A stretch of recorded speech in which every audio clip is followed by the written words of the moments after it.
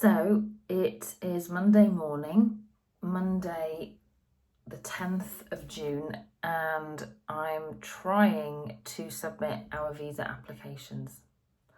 And I'm having all kinds of issues with the TLS contact website, and it's now logged me out, so I can't actually get back into the website to book an appointment, because basically what you have to do is you have to create your visa application on the French visa website.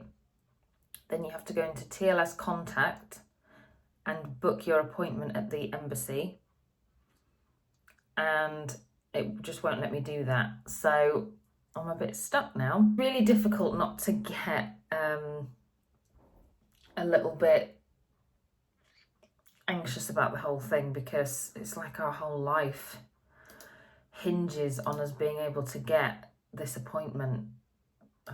Just so hard. Still hoping to be moved within the month. I think it's probably unlikely at this point, but it's fine, because I think what's going to end up happening is we're going to have to move out of this house and have a couple of weeks in limbo, either here or in France if our visas have come through. It'll be fine. I'll keep you guys updated with the visa. It's me again in my robe. It's my official attire for early morning admin necessities. So we were in the process of applying for our French long stay visas, and we've hit quite a number of roadblocks with it, because not only are we struggling to get an appointment at the embassy, which is a necessity in terms of sort of processing the visa. So what you have to do is you have to fill out a form on frenchvisas.fr or .com. Then you visit TLS Contact, and that's the portal through which you book an appointment at the embassy, and they are overrun with applications and appointments because of the Olympics. Had not considered that until now in this entire process, that all the channels would be so busy, which is really annoying, upsetting, everything else, because obviously we planned to be in France for the summer, and it's now looking like we may have to go down there just on the sort of 3-month visitor visa. You get 3 months within the Schengen area without having to apply for anything. We may have to go down there, get the house stuff moved into our new property, and double back and sort out our visas. So you can imagine this has caused quite a lot of stress. The stress then increased when I read the requirements for the documentation that we're going to need for the appointment. Not a super long list. However, prerequisites: a travel document, which is this. Okay, you think. It says a travel document issued less than 10 years ago. Correct. Containing at least 2 blank pages, with a period of validity at least 3 months longer than the date on which you intend to leave the Schengen area, or in the case of a long stay, at least 3 months longer than the expiry date of the visa requested. So although we plan to stay there indefinitely, the first visa that we'll get given will only last for 1 year. So 1 year from now takes us to July 2025, at which point our passports will have more than 10 years on them, which means that they won't be valid by the time the visa comes to an end, according to the EU. So that now means we need new passports. Potentially moving out of our house in 4 weeks, and we need new passports to get the visa that we need to actually move out of here. So, a little bit more complicated than anticipated, you might say. Yes, this is true. Very, very, very complicated. It's not actually complicated, it's just more work. But I will say I've been looking online this morning, and applying for new visas, new passports is quite easy, because you can do the whole thing online. You can even upload your own picture. You don't have to send off the old passports, I don't think. So that's good. So what I'm going to do is make a whole new application. Whole new application, new passport numbers, and I'm going to book with the Edinburgh consulate because I have it on good authority that they are much less busy than London, which makes sense because there's less people in Scotland than there is in England. So that's the plan. I have family in Leeds. We're going to go up there, stay with them. It's only a 3-hour journey from there, and we'll go and do the interview in Edinburgh. Always wanted to go to Edinburgh, so I'm trying to look on the bright side. But I got to tell you, this is not for the faint-hearted, and certainly would need to be more prepared than we are for this. It is what it is. I'm trying to look forward, look at what I can control, and just focus on that, because I can't get lost in the sort of what ifs and if I'd known and all that jazz. So we're just focusing on what we can control at this present time. So this is where we live right now in the UK. Beautiful morning. First day of summer, the summer solstice. And Cleo and I are set out enjoying it. So yeah, not a bad spot to live in, have to be honest. But yeah, quite a small-ish garden compared to what we'll have in France, but still really lovely, really fortunate to live here. And this is the work we did on the house at the start of the year. There's me. So yeah, this whole section here is the new extension, and we put in the bifolds to make a bigger kitchen diner. Oh. Yes, so that was all the brickwork was done by builders, but everything else was done by Leon. He's a star, isn't he, Cleo? So this is Leon, who I've already talked about. Hello. So babe, what are you looking forward to most about moving to France? Getting this whole process over and done with, because I just feel like I'm in limbo at the moment. But yeah, having more space, less traffic, and I just love it there. I've been going there since I was 23 when I first met you, and all good things happen in France. it's just there's a lot more for the eyes to see. It's more open. In England it just seems to be fences, walls and traffic. I mean, I feel like we need to preface this by saying we're not stupid. We know that life in France is not always easy. Yeah. Life anywhere is not easy. No. It's about picking which parts of it you're prepared to live with. Yeah. But I already showed earlier in the video all the work that you've done to this place. Yeah, it's been a good project. We've always known it was going to lead to something else, didn't we? So we did. Bye, Mr. Pierce. So yeah, just thought I would show you sort of our surroundings as they are here in the UK. Sorry, I still don't have a gimbal for the phone, so it's a little bit wobbly and the sound quality probably is not very good. I apologise. Yes, so by way of an update, as I said, it's the solstice today, so it's the first day of summer, and we still don't have our passports back. We did send those off last week to renew. Still don't have them back, which I'm a bit disappointed about because I was hoping to have them before the end of this week, because today's Friday and it's unlikely we'll have them tomorrow. I don't think Royal Mail deliver mail on a Saturday, so that means that the visas are still going to be a next week task, and I'm working all day Monday and Tuesday, so it just feels like the weekend's the time when you have the time to actually do all of this admin, and the timing's just never quite perfect. But it's fine because I can get on with that between clients. So yes, and I would like to get it done at the beginning of next week because we have friends coming to stay for the weekend at the end of the week, so it's going to be quite busy. Still no word from the agent either, so no date as yet, but I'll keep you posted, because once we have a date it all gets super exciting because we can actually start packing. And I think what we'll probably do is rent a storage unit so that we can pack boxes and actually take them to this unit, because we're going to use Shipley and they need to have a sort of a clear idea on how many boxes, the dimensions of the boxes, etc. And that's a lot easier to look at when it's all in one room in a storage unit. So that's the plan. So yes, no news really, but I'll keep you posted.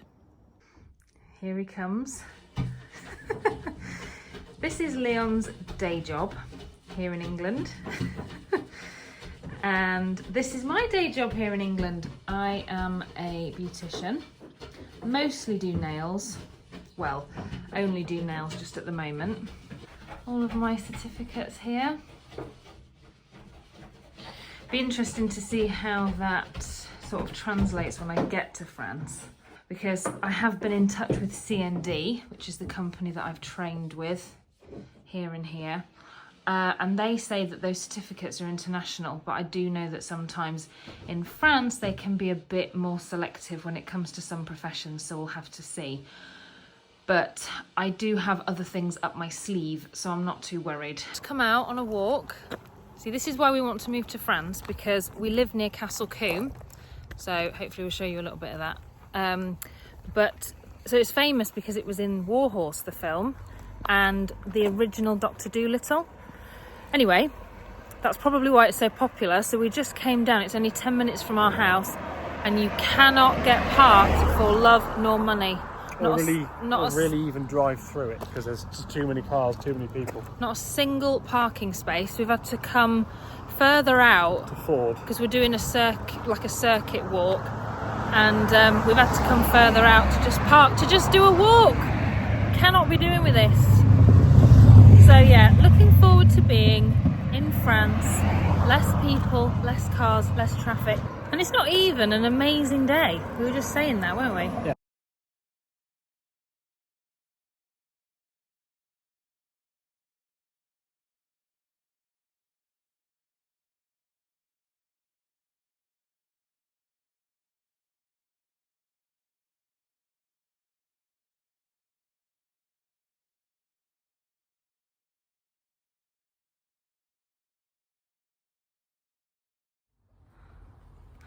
Beautiful cornflowers.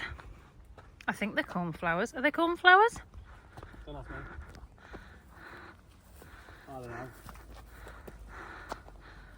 Oh wow, so pretty. So we've done the circuit, we've been through Castle Combe. And we're going back up towards the car and Ford. Yeah, coming out the other side. How far have we done? We've done over 5 kilometres. Really? Yeah, 5.3. This is beautiful woodland. That's a long walk then. We're not up to the best bit yet, but there are some really old trees. So just got back from our walk. That's right, yeah. It's a nice spot actually. If you come to the southwest and you get to go to Castle Combe, it's really good. We sound like we're near the sea, but we're not. Yeah. So update. It's now Sunday and the passports didn't come, which is disappointing because I did actually check the tracking info, and I don't know if they're even going to be here tomorrow or Tuesday. They'll come when they come, and then everything else goes on after that. Yeah, because basically you have to obviously use your passport numbers in your application, and so without them we're sort of a bit stuck now. What's the French word for limbo? I don't actually know. Write in with your answers. On a postcard, please. Yes, if you've stumbled across this video, it's probably got like 2 views on it. But if you're French, please tell us. Je ne sais quoi. But I thought we could maybe say why the situation of moving there. So I used to live in France years ago. When I was 9, my family moved out there, and then I moved back to the UK when I was 20, when Leon and I got married. It's been a good 10 years, hasn't it? We're renovating our house. We've kept ourselves busy. We bought a house that we were already renting, and it had been rented out quite a bit before us, so it was a bit tired, but it had potential, had parking, a nice garage for my work, which was very important. Yeah. So I kind of fell in love with the garage, and then we had the chance to buy the house a year after renting it when we were already in it, so that was an easy decision. Yeah, it's been a good investment for us, hasn't it? Yeah. And it's in a nice location. That's the thing, where we are, we don't dislike the location. We love the house as well. We do just want to live in France, but yeah, the house. I think that was part of it, wasn't it, of saying we wouldn't want to move into a different house. We like our house a lot. If we could lift it up and move it somewhere else, that would be great. But I think location-wise, it's a really nice place to be.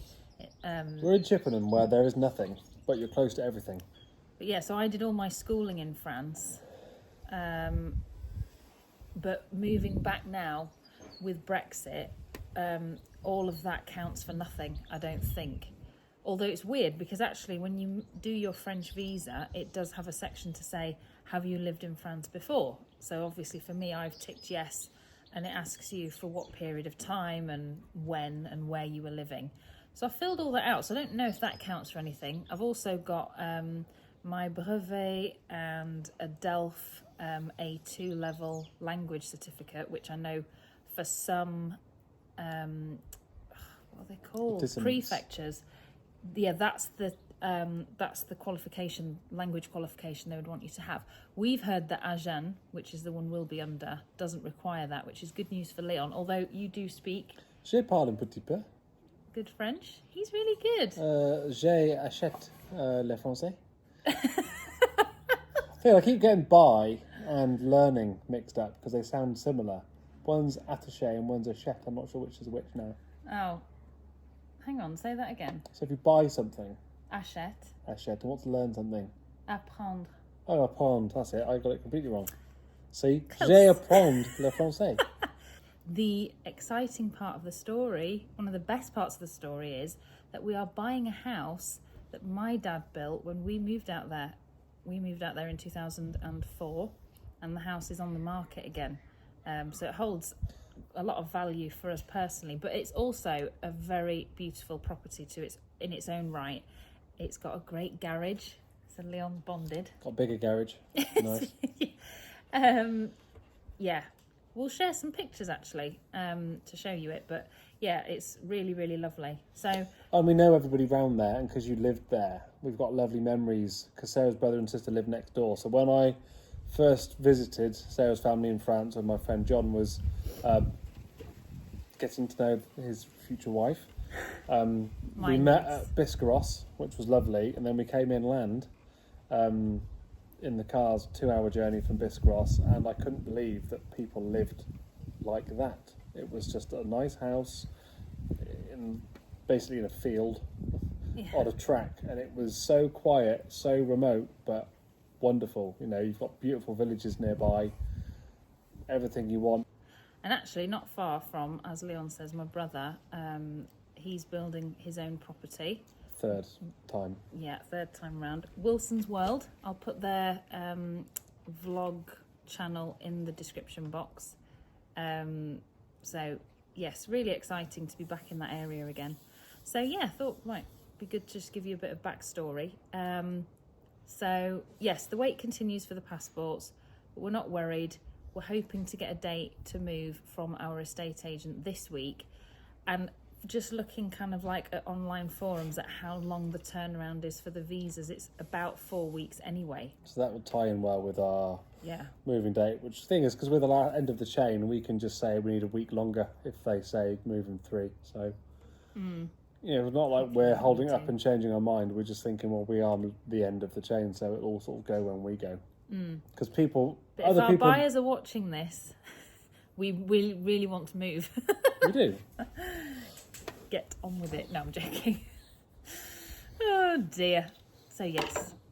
Anyway, we'll keep you updated. Yes. Nice to chat. So I think that's going to bring this vlog to a close for today. I hope you've enjoyed watching it. We've basically started to do this really inspired by my brother and his channel and sister, but as well, I think it's exciting for us doing this, and it's nice to keep people in the loop as much as possible. So this is just an easy way to do that. But if you're not friends and family, please subscribe, give us a like, and leave us a comment as well. And especially if you're in the middle of doing this exact same thing of emigrating to Europe from Britain, we'd love to hear from you, because I just think it's made a lot easier when you share tips and things that you found useful. So yeah, we'd love to hear from you if you've already done this or are in the process of doing a very similar thing. But yes, thanks so much for watching, and I'll see you in the next one.